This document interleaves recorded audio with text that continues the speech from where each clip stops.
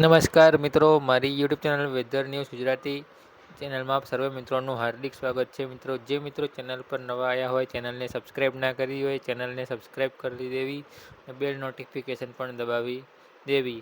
મિત્રો, હવે આજના વિડીયોની અંદર વાત કરવાની છે કે જે વરસાદને લઈને, માવઠાના વરસાદને લઈને આગાહી છે તેના વિશેની સંપૂર્ણ વાત કરવાની છે અને કેટલા વિસ્તારની અંદર વરસાદ પડશે એ પણ આ જ વિડીયોની અંદર વાત કરવાની છે. કેવો વરસાદ પડશે, તોફાની વરસાદ હશે, ગાજવીજ સાથે વરસાદ હશે, અતિ ભારે વરસાદ હશે, ભારે વરસાદ હશે, નોર્મલ વરસાદ હશે, કોઈ વરસાદ નહીં હોય, જે પણ બી માહિતી છે આજના આ જ વિડીયોની અંદર છે મિત્રો. એટલે વિડીયો છે ને તે પહેલાં તો આખો સંપૂર્ણપણે વિડીયો જોવાનો રહેશે. હવે વાત કરીએ વરસાદને લઈને, તો આજે તો મિત્રો 31 તારીખ થઈ ગઈ છે.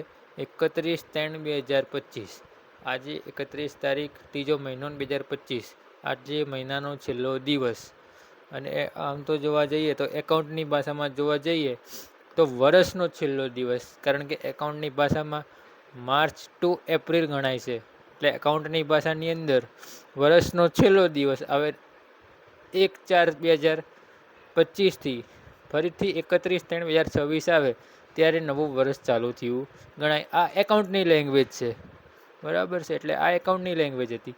હવે આપણે વાત કરીએ વરસાદને લઈને, તો જેવી રીતે મિત્રો આપણે આગાહી કરી હતી કે દક્ષિણ ગુજરાતના ભાગો, જેમાં સુરત, વલસાડ, નવસારી, તાપી, આ વિસ્તારોની અંદર જે વરસાદ છે મિત્રો, વરસાદ થવાનો છે એવી આગાહી કરી હતી. પણ હજી વરસાદની શરૂઆત થઈ કે નથી થઈ એવા કોઈ અપડેટ નથી આવ્યા અમારા પાસે, એવા કોઈ સમાચાર નથી આવ્યા. એટલું ચોક્કસથી થયું છે કે જે વાદળછાયું વાતાવરણ થવું જ જોઈએ ને, વાદળછાયું વાતાવરણ ચોક્કસથી થયું છે. હવે એ સમાચાર જોઈએ હવે કાલે આપણી જોડે આવે છે કે કેમ. હવે આ સુરતવાળા જે સમાચાર છે આપણે, જે દક્ષિણ ગુજરાતને લગતા, મતલબ આખું દક્ષિણ ગુજરાત આવી ગયું, ફક્ત સુરત નહીં. એ સમાચાર હવે કાલે કેવા આવે છે એના ઉપર આધાર રહેવાનું છે. બાકી આજે વાદળછાયું વાતાવરણ ચોક્કસથી થઈ ગયું છે, એમાં કોઈ ના નથી. પણ હજી સુધી કોઈ ગામની અંદર, કોઈ શહેરની અંદર, કોઈ તાલુકામાં વરસાદ થયો હોય સુરતની અંદર કે આસપાસના ગ્રામ્ય વિસ્તારમાં, એવા હજી સુધી કોઈ નવા અપડેટ, એવા કોઈ પ્રકારના કોઈ જ સમાચાર અમને પ્રાપ્ત થયા નથી મિત્રો. એટલે જે હવે આ જે વરસાદની શરૂઆત છે ને મિત્રો, એ લગભગ કાલથી થઈ જશે હવે. અને આ જે વરસાદ છે ને એ કોઈ પ્રકારે મોટો હેવી ભારે વરસાદ નહીં હોય, ફક્ત ને ફક્ત હળવો વરસાદ છાંટાછૂટી થાય અને કોઈ જગ્યાએ કદાચ માવઠું થઈ જાય તો અપવાદરૂપ રહે. બાકી બહુ મોટો હેવી જે ભારે વરસાદ થયો એવો વરસાદ નહીં હોય. ભારે માવઠું નથી, કોઈ ભારે પવન સાથે વરસાદ ફૂંકાય તેવી પણ કોઈ હાલ પૂરતી શક્યતાઓ નથી મિત્રો. એટલે કોઈ પ્રકારનો ભારે વરસાદની હાલ પૂરતી તો આ જે માવઠું છે એમાં શક્યતાઓ નથી.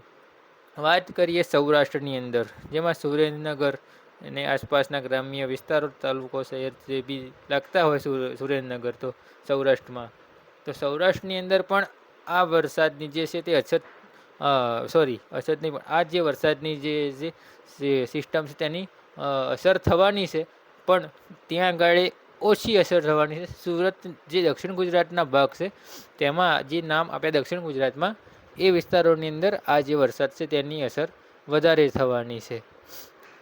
બાકી સૌરાષ્ટ્રમાં પણ વરસાદ થવાની છે, પણ વધારે એટલી બધી અસર નથી થવાની. ફક્ત છાંટાછૂટ વરસાદ થાય, કોઈક જગ્યાએ છાંટછૂટ થઈ જાય તો અપવાદરૂપ રહે. બાકી સૌરાષ્ટ્ર, સુરેન્દ્રનગરની અંદર કે બાજુ આપણે કોઈ પણ પ્રકારની જે વરસાદની અપડેટ છે એમાં હજી સુધી કોઈ નવું અપડેટ બતાવ્યું નથી. જેવી રીતે અત્યારે હાલ મેં અપડેટ તમને આપી એવી જ અપડેટ છે અત્યારે હાલ પણ.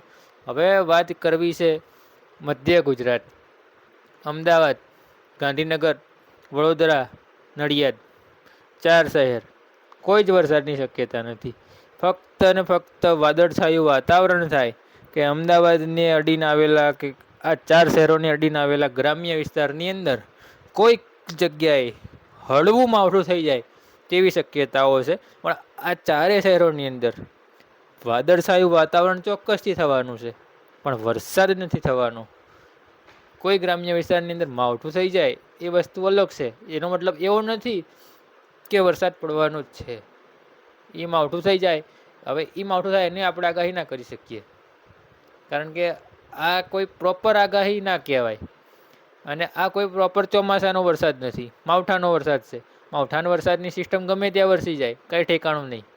એટલે આની આપણે કોઈ આગાહી ના કરી શકીએ. આપણે ખાલી નામ આપી શકીએ કે આ જગ્યાએ આટલું સિસ્ટમમાં ચેન્જીસ થવાનું છે, વાદળછાયું વાતાવરણ થવાનું છે. એ રીતે ખાલી આપણે એરિયા વાઇઝ, એટલે કે જે શહેર હોય, ગ્રામ્ય વિસ્તાર હોય, એ રીતે આપણે નામ આપી શકીએ કે આ વિસ્તારોની અંદર વાદળછાયું વાતાવરણ થવાનું છે, આ વિસ્તારની અંદર પવનની સ્પીડ વધવાની છે. એવી રીતે ખાલી એરિયાના નામ આપી શકીએ. બાકી એવું ના કહી શકીએ કે અમદાવાદના હાથીજણ ગામમાં જ વરસાદ પડવાનો છે, એવી આગાહી ના કરી શકીએ. એ વસ્તુ આપણા ના થઈ શકે. અને એવી કોઈ પર્સનલ ગામની આગાહી તો હું શું કોઈ નહીં કરી શકે. બાકી જે સિસ્ટમ કાર્ય કરતી હોય એ મુજબ હવે થઈ છે. બાકી તો હવે આજના જે વિડીયોની અંદર માહિતી હતી એ અત્યારે હાલ પૂરતી આટલી જ માહિતી છે. હવે બાકીના જે વિસ્તાર રહ્યા છે એમાં વાદળછાયું વાતાવરણ થવાની બહુ શક્યતાઓ નથી. આછું વાદળછાયું વાતાવરણ થશે ખરું, પણ આછું વાદળછાયું વાતાવરણ થશે. મને ખબર છે હજી 2 વિસ્તારો બાકી છે. અત્યારે હાલ વાત થઈ દક્ષિણ ગુજરાત અને મધ્ય ગુજરાત. હવે કાલ આપણે 2 વિસ્તારની વાત કરવાની છે, ઉત્તર ગુજરાત અને પૂર્વ ગુજરાતની વાત આપણે કાલના વિડીયોમાં કરશું મિત્રો. કેમ કે ઓલરેડી વિડીયો 6 મિનિટનો થઈ ગયો છે, એટલે હવે વિડીયોને અહીંયા જ એન્ડ કરી દઈએ.